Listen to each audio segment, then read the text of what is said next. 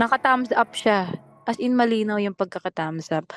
Sabi nga rin ng ibang office mate ko di kaya yung daughter ko daw yun. Sabi ko malabo kasi parang snap yung pagkaka-thumbs up niya. Makikita mo 'pag in-slow mo yung dun kitang-kita talagang umappear. Hindi magagawa ng bata yun. Pwede ba natin masilip ngayon yan? Sige po.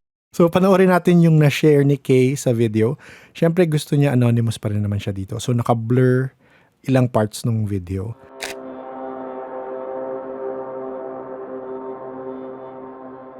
Nakita niyo ba yun? Sige.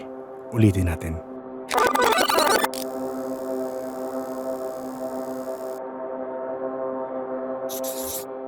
Kita na?